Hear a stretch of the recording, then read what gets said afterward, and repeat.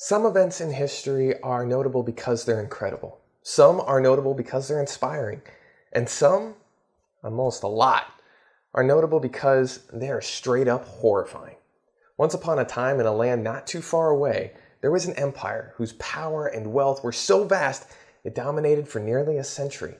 But ironically enough, it was the source of their power that would end up leading to their downfall. Hi, my name is Gabe Bauer, and this is Top Shelf History, where we combine great stories with great drinks.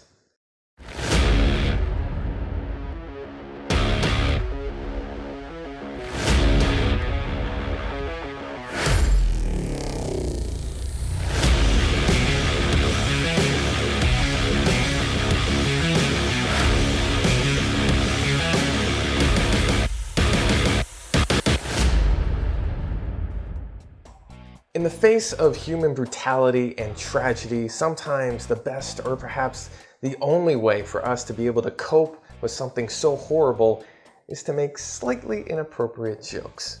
Now, following in that line of thought, this is Eat Your Heart Out. It is the cocktail I have crafted for you today based on perhaps the most infamous aspect of the Aztec Empire, human sacrifice. Grim, I know, but this topic is as historically interesting as the beverage we have applied to it. It's made of 6 ingredients: black cherry juice, aloe juice, tequila, vodka, Benedictine, and grenadine. Now, understandably, you may be sitting there thinking, aloe juice, really? What even is that? But I'll get into that later, don't worry. Now, when you first look at this drink, you'll see the purplish red hue of its coloration and may think to yourself, it's slightly reminiscent of blood.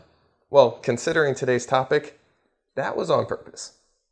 See, for the Aztecs, rituals incorporating human sacrifice had a number of different purposes. Historians have come up with theories ranging from ecological, sociological, theological, and political motivations. But without any primary sources from the Aztecs themselves, we're left to speculate. Most of the materials we have on the Aztecs comes from the Spanish who conquered them. The writings of Bernal Diaz, Hernan Cortez, and Bernardino de Sahagún, who said the scope of human sacrifice was at a level unseen in human history. They even claimed that sacrifices were being done in the thousands. For a long time, many academics believed that these were ridiculous claims made as Spanish propaganda to justify their conquests, but recent archaeological discoveries have given more credence to these terrifying claims. Digs in Mexico in 2016 and 2018 unearthed massive, intimidating skull towers and skull racks, which contained the severed heads of the sacrificial victims, which at the time of their hanging were hung fresh. Yeah. So, considering that, it only seemed appropriate that we color our drink bloodish red. Which takes us to our first ingredient today, 1 ounce of black cherry juice. Just pour that on in. Now, some of you may be horrified as to why the Aztecs sacrificed so many people, or why this terrifying moment in history inspired me to make a drink. Well, by the time that the Aztecs came around, human sacrifice wasn't new to the world. The Canaanites, Carthaginians, Incans, and Mayans all did it themselves, but it was the scale to which the Aztecs did it that made them jump off the pages of history. It was so insane to think about, I decided to think in terms of alcohol. Now, back to our drink. Building upon our base of our black cherry juice, we are going to add 1 ounce of aloe juice. Now, if you're thinking, really, that stuff that I put on my skin when I have a sunburn? Yes and no. Don't drink the aloe vera gel that's made specifically for your skin, but aloe juice, which you can find at your grocery store, is safe to drink, it's nutritious, it helps with digestion, and it helps with liver health as well. We're going to follow that up with tequila, which is commonly found in Mexico, where our story takes place, at about a 1/2 ounce. And vodka at another 1/2 ounce, which isn't found in Mexico, but I felt it's a clean liquor that isn't too sweet, which is necessary for balance in our drink. Here we go. Now, interestingly enough, the geography of the Aztec Empire may have actually played a role in their penchant for sacrifice. Religiously speaking, the Aztec priests said that the sacrifices, and there were a lot of them, and I mean a lot of them, were used to appease the gods, to make sure that the sun would rise in the morning, or that rain would fall, or you'd be victorious in battle, or that the world wouldn't end. But the Aztecs also realized that they could use these sacrifices as a form of psychological warfare to control their enemies.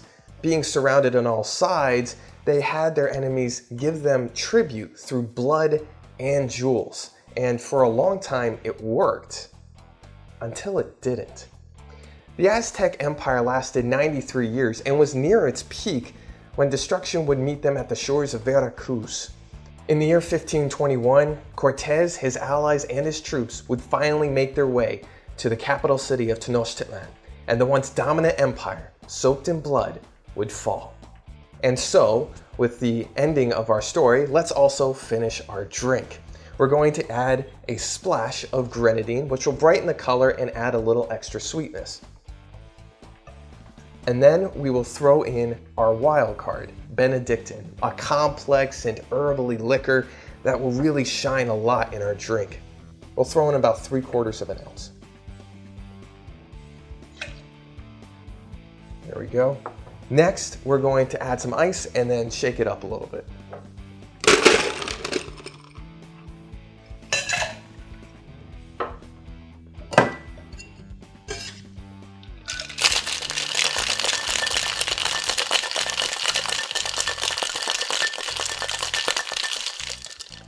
About 20 shakes should do it.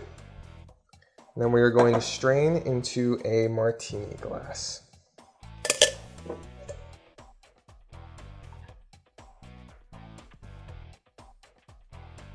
And finally, let's garnish with our own heart that we will eat out in our drink with a Luxardo cherry.